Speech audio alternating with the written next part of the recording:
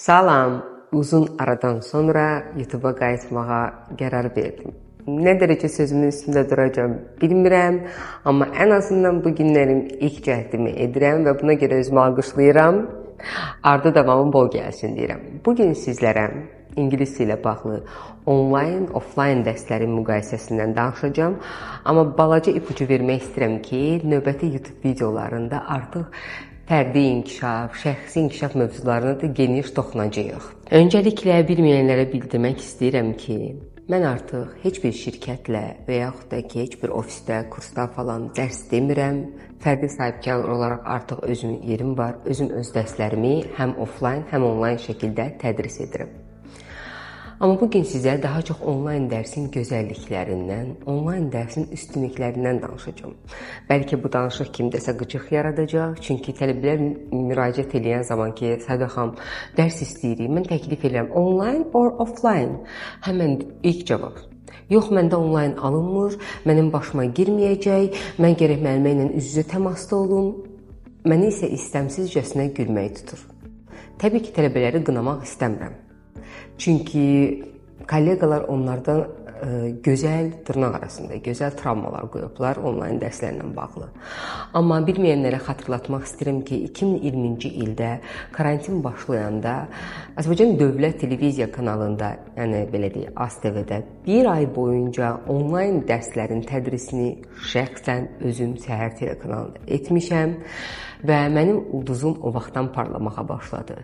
Mən əvvəllər özüm də onlayn dərslərə marağım o qədər də yox idi. Amma özüm bunu tədris etdikdən sonra maraq oyanmağa başladı və avantajlarını get-gedə görməyə başladım. Gəlin bir-bir sayaq, müqayisəli şəkildə eləyəcəm ki, heç kimin xətrinə dəyilməsin. Onlayn dərsin üstünlükləri. Məsələn, mənə görə onlayn dərsin üstünlükləri hər şeydən öncə vaxtla bağlıdır. Çünki mənim müştəri bazam daha çox 25-30 plus insanlardır və onlar işdən sonra istəyirlər. Normal olaraq Azərbaycanda siz mənə bir dənə kurs göstərə bilmərsiniz ki, axşam saat 9-da dərsə başlasın. Ən sonuncu dərsi 19:00-da 7-də tədris edirlər. Normal olaraq. Amma mənim dərslərim başlayır 21:00, 22:00, 23:00, 00:01. Niyə bu saatlar? Vurğuladığım kimi. İşləyən kütlə var bizdə, müştəri bazası işləyən kütlə olur. İşdən gəlirlər, istirahət edirlər, yeməyini yeyir, kofesini içir, çayını içir. I know, it's up to them. Yəni özlərindən asılıdır. Rahatlıqlarına qovuşandan sonra dərsə başlayırıq biz. Ən önəmli faktor mənə görə bir dərsi mən əgər sponj kimi, süngər kimi beynimə hopdurmaq istəyirəmsə, mənə istirahətdən sonraki olan effektli dərs olacaq. Yəni işdən çıxıb həmən dərsə qoşulmaq ki, mən bunu da tədris eləmişəm və mən bunu da bilirəm. Mən onu pisləyib bunu qaldırmayacağam. Mən yenə dediyim kimi illərlə canlı dərsdə tədris etmişəm, indi də edirəm, onlayn da etmişəm, indi də edirəm, amma daha çox indi onlayını sevirəm. Tələbə gəlirdi hər zaman yanıma, işdən sonra yorğun olurdu, əsniyirdi. Bir cümlə normalda 2 dəfəyə beyninə çatardısa, yorğun halda bu 4, 5, 6 dəfəyə qədər gedirdi.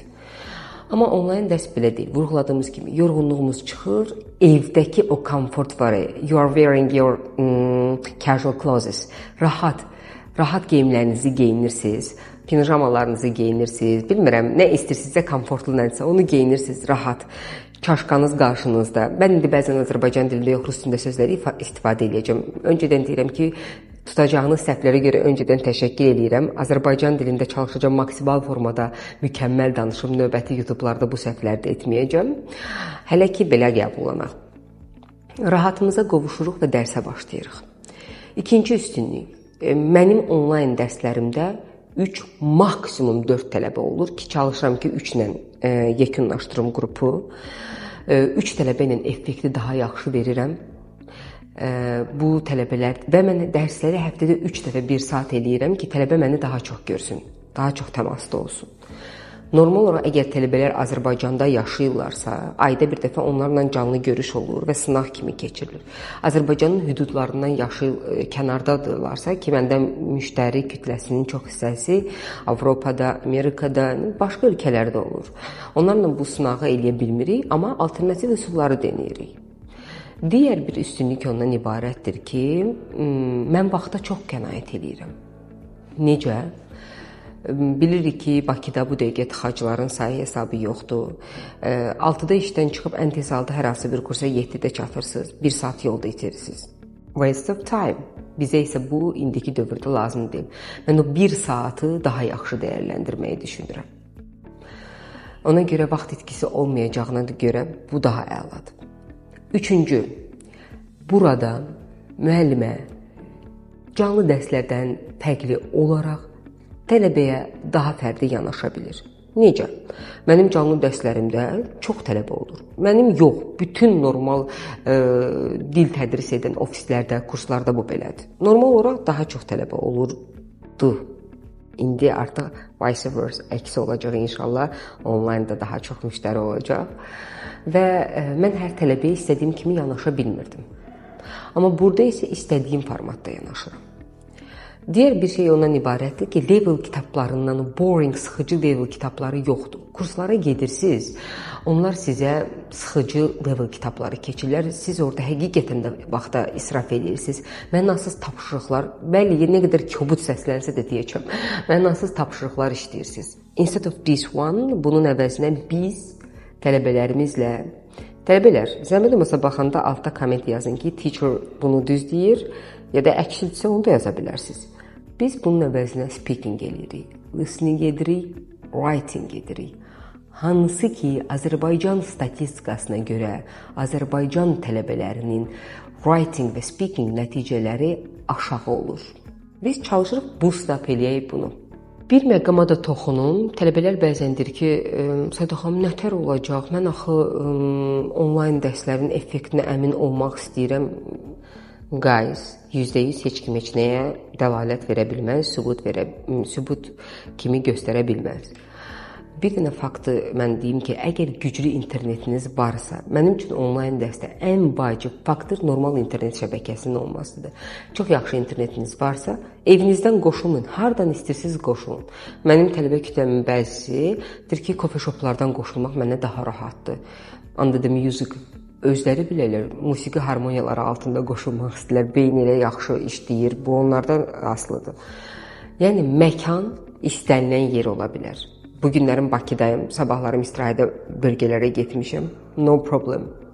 Hardan, whenever, wherever you want, you can join. Hardan və necə istəsəniz qoşula bilərsiniz. Yetər ki, gözəl internetiniz olsun. Bu demək deyil ki, guys, mən offline dərsləri pisləyirəm. Yox, amma mən vaxtı qənaət prinsiplərinə əsaslanaraq onlayn dərslərin tərəfdarıyam və mənim səhifəmə nəzər yetirsəniz, English Forever with Said Aliyeva, görəcəksiniz ki, kütlə olaraq artıq onlayn müştərilərim hədsiz çoxdur. Çox istəyərdim ki, mənimlə onlayn məşğul olan tələbələr hərəsi bir komment yazsınlar onlayn dərslərin keyfiyyəti ilə bağlı. Baxın, uşaqlar, tərifləyin demirəm, keyfiyyətlə bağlı yazın. Keyfiyyətin aşağı və yuxarı olmağı artıq sizə və vicdanınıza bağlı qalıb. Bugünlük bu qədər. Növbəti YouTube videolarımızda isə sizə mən daha maraqlı mövzulara toxunacağıma söz verirəm. İpucu olaraq deyim ki, növbəti YouTube videolarımızda biz şəxsi inkişafla bağlı olacaq. Növbəti YouTube'da görüşənədək.